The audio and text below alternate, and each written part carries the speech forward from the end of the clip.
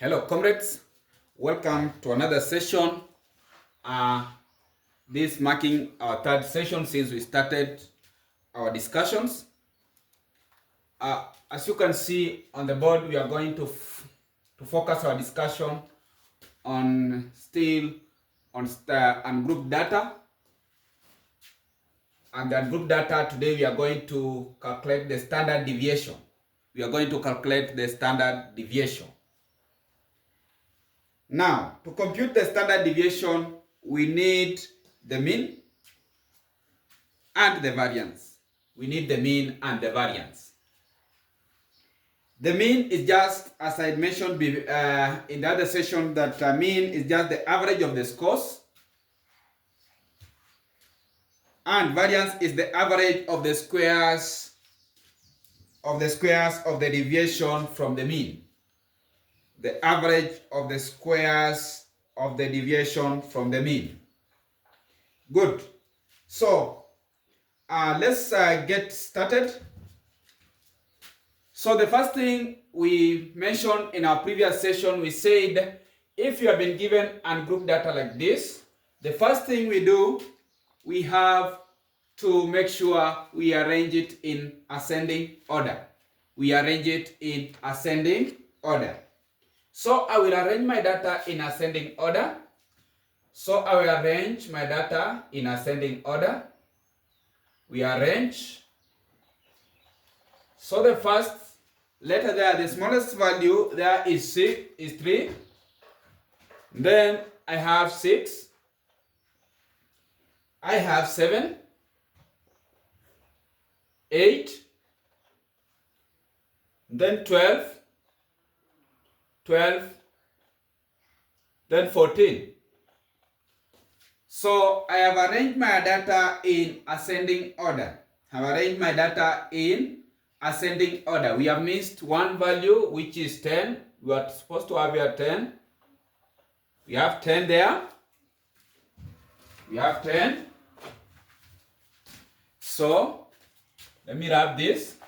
So we are supposed to have, it was supposed to be 3, 6, 7, 8, then 10, then we go to 12, 12, then 14.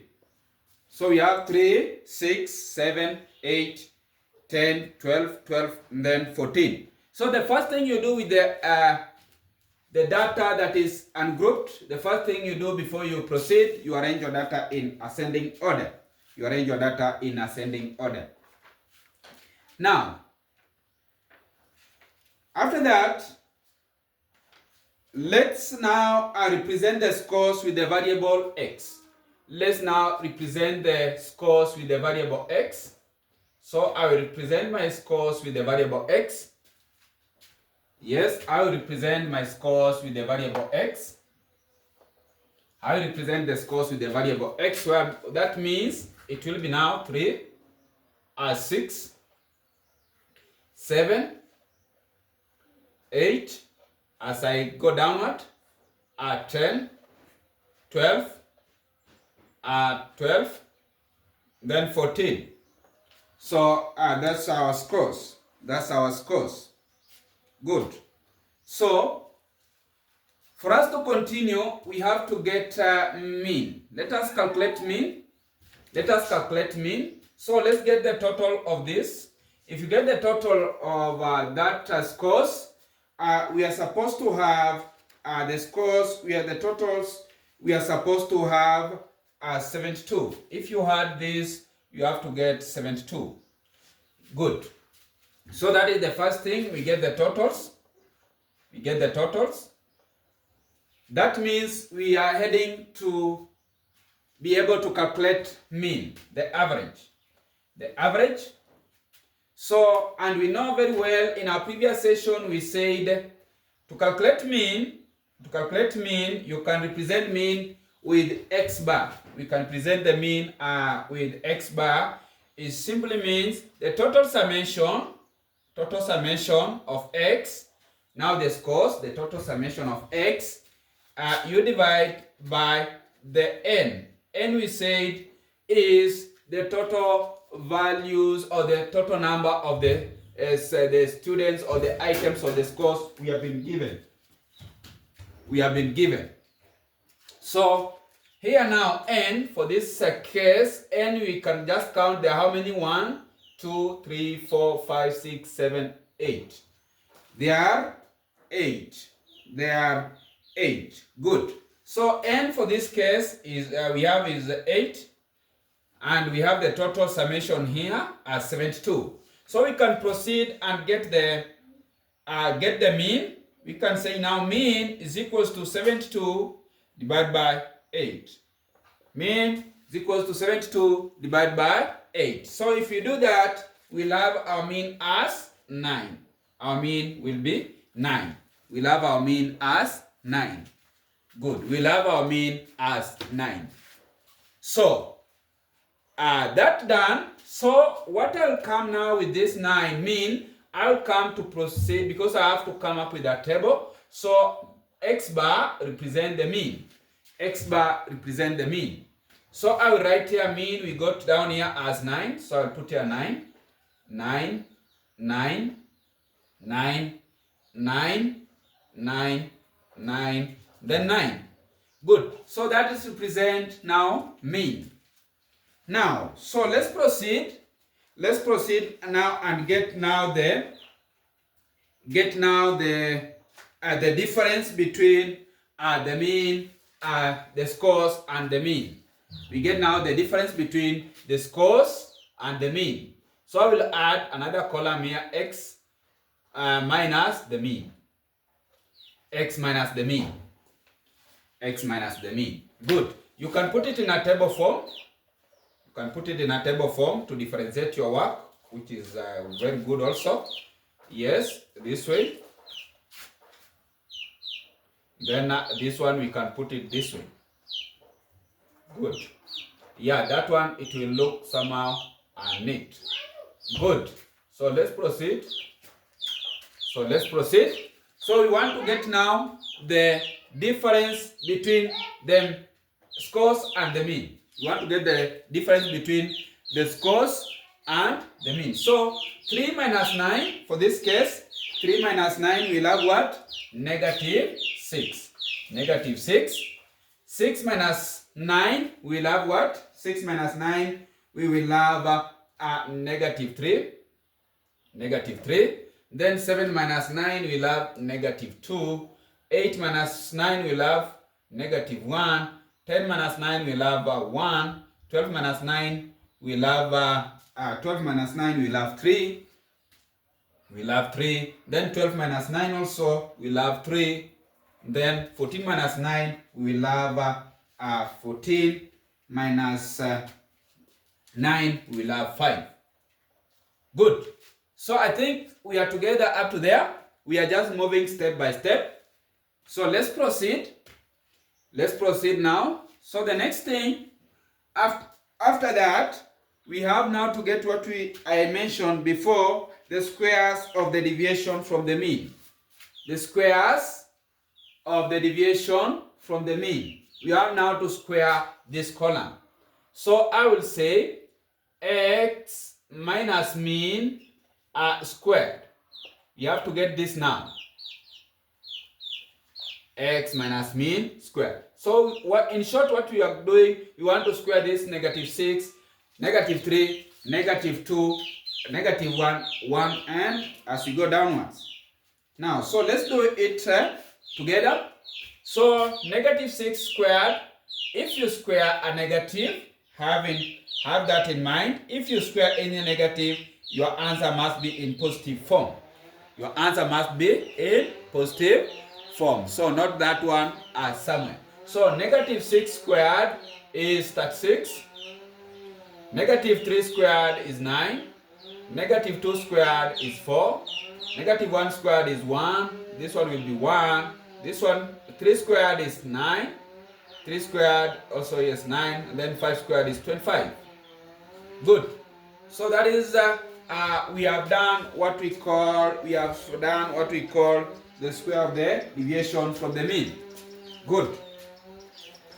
After that, you will do now, you'll get the totals now of this column. You'll get the total, so you'll sum up statistics. You'll do the summation. You'll do the summation.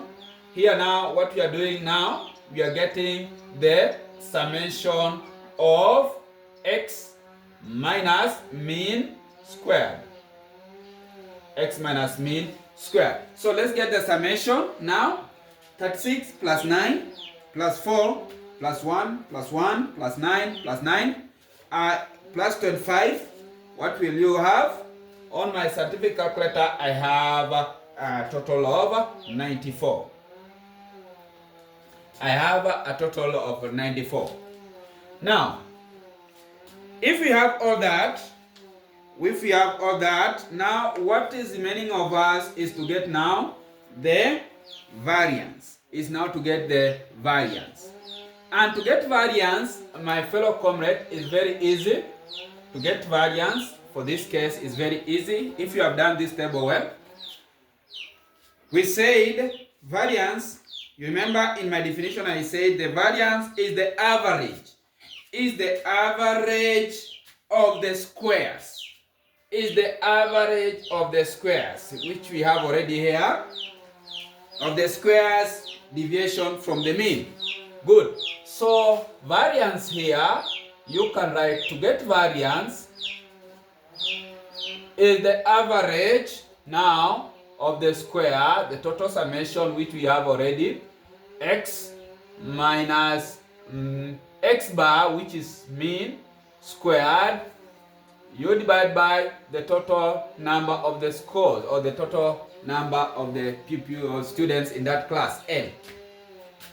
Now, so already we have the total summation, which is the total summation of or the total summation of this we already have as the total summation of x minus x bar squared. We got it was 94. Then our n we had as our n was the total number of items. Here we had, if you count this, we had they were totaling of 1, 2, 3, 4, 5, 6, 7, 8. So n here we had 8. So I will write here 8. Now, so we can proceed to get variance. We can proceed to get variance together. So to get variance now, it will be variance now. It will be 94 divided by 8. 94 divided by 8. So my answer will be 94 divided by 8. To get variance now, 94 divided by 8. So I will have my answer as 11.75. 11.75. Good. But remember, the question that we had wanted us to find the standard deviation of the scores. To find the standard deviation of the scores. Now, so let's proceed. If it is to find the standard deviation, I've mentioned that to find the standard deviation, we are supposed to have mean, which you have already calculated mean, and we got our mean here as 9. And we have to calculate variance, which we have already done it here. So, you know, now standard deviation is very easy. Standard deviation for this case is just now the square, is now just the square root of the variance. The standard deviation is the square root,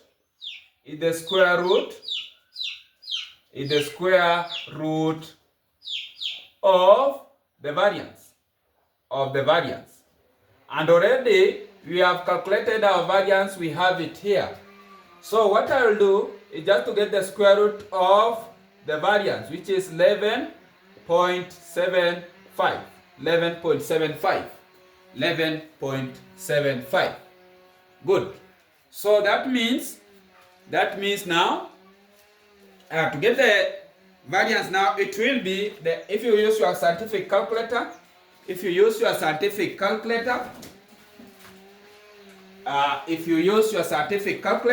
like mine, I have it here. So I will come and get my scientific calculator to get the square root of 11.75. I will have what? A 3.42. 3.42. 3.42. So this is my standard deviation.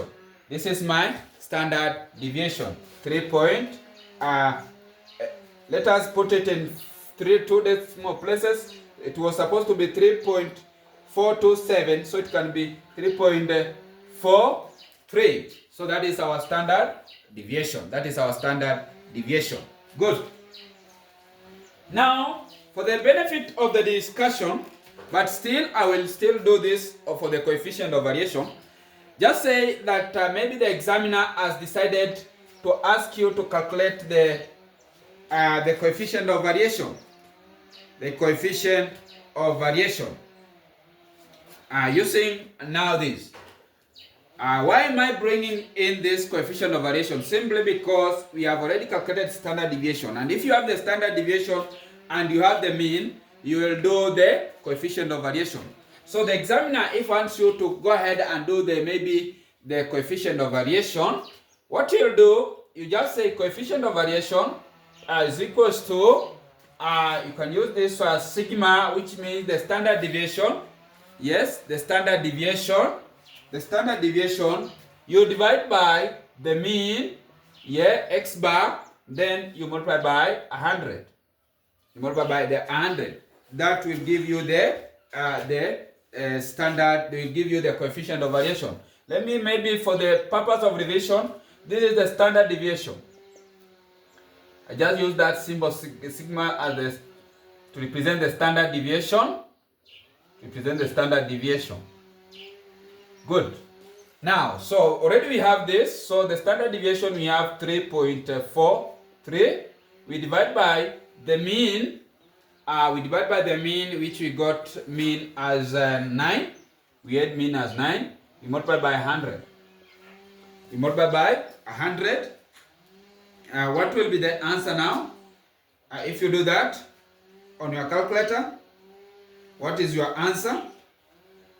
So for me, I will take my answer to be, it will be 3.43 divided by 9 multiplied by 100. So my answer will be 38.11. 38.11. So that is the coefficient of variation. But that was just for the benefit of today's discussion. You can add, we will still look into also coefficient of skewness for the same data. But in case you have been asked to get the coefficient of skewness in the exam, and you have already maybe calculated the mean, median, and standard deviation, you can just say 3. Coefficient of skewness is 3 into bracket. We have mean minus median. Mean minus median. Yes, mean minus median. Then we divide by, you divide everything with the standard deviation. We divide everything with the standard deviation. But let's not this to bother you much. Coefficient of variation and skewness, I will tackle it in a different session. But today's aim was that we close our chapter on ungrouped data by calculating standard deviation. And by the calculating standard deviation, it has also helped us to learn how to calculate the variance and also do division on the arithmetic mean. Good. So that is for today. So I believe we are enjoying the sessions, and if you wish to join maybe evening session also, which we normally do one-on-one now through Google Meet, please make sure you reach us maybe through my number, which is remains 07 00 479 855. We will move together as comrades. So that's for today. Make sure you do the revision on previous session we have done. This marks the end of the ungrouped data. we are now going to introduce today in the evening grouped data, and we are going to repeat everything we have done in regards to group data. So I wish you all the best as we continue learning and growing together in our academic journey. May God bless you. Bye-bye.